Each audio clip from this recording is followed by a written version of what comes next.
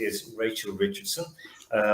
Interesting young lady. She, of course, is a volleyball player.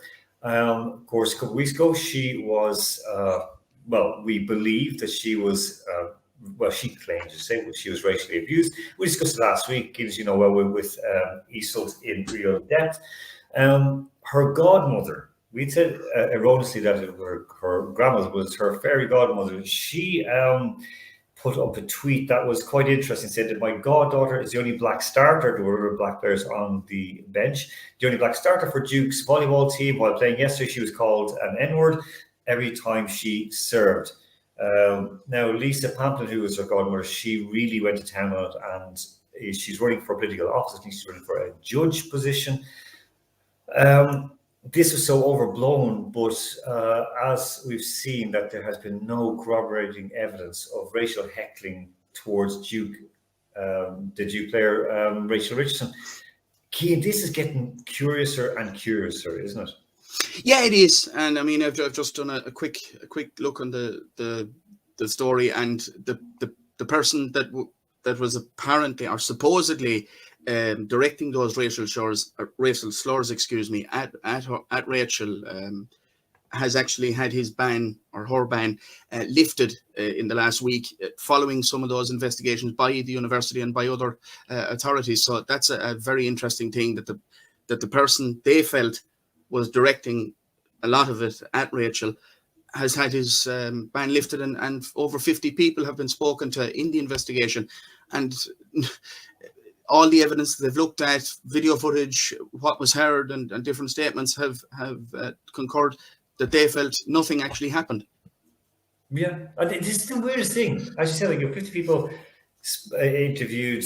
These are and Duke athletes, her teammates, and one of those athletes, this was on ESPN, this was on a podcast yesterday, was that it was one of the black teammates, and who she had told, Rachel Richardson had said, and you watched the interview with her in this story, we'll put it up in the chat in just a moment.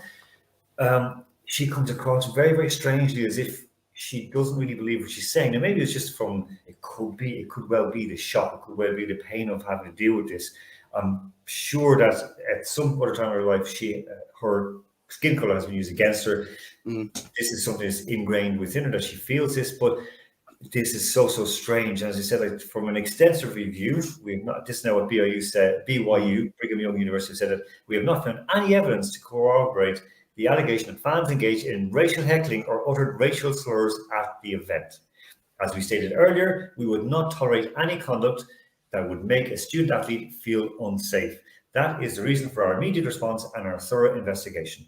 Okay, so Cian, where do you go from here with this? Because if this is not the case, if she has been found to be telling lies,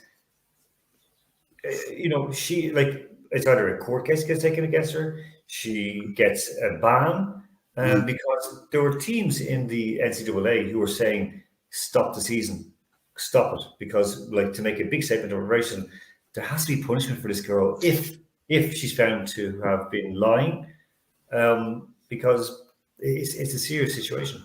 It is, and I think, as you point out, the most likely things will be, there'll definitely be probably a court case if it is continually found, because I'm sure there's still investigations going on. I know we've had a number of investigations that have nearly proven that nothing happened, so there will probably more than likely be a court case by some authority, or also a suspension by the governing body. So it will be an interesting thing to see over the next week to 10 days what actually happens. Okay. We'll have a look into that, of course, because it is a very difficult situation. And again, as we said last week, and Isolt and I, we kept saying it's a strange situation. We should be so careful with this. And legally, you have to give the benefit of the doubt to the person who brings forward the claim. And 100%. We did that last week. Yeah. And we honestly, the comments under last week's interview or discussion between myself and Isolt, they were pretty much against her, against Rachel Richardson. They were slamming her. But, you know, I said to people, like, no, we have to look at her side. She's, you know, if it happened, it has to be stamped out. It's like with the situation with the Shamrock Rovers fans, you know, yeah, haha, funny, but there's a time and place, and also has to be, you know, decency. And we have to believe, or we have to be at least a bit be human.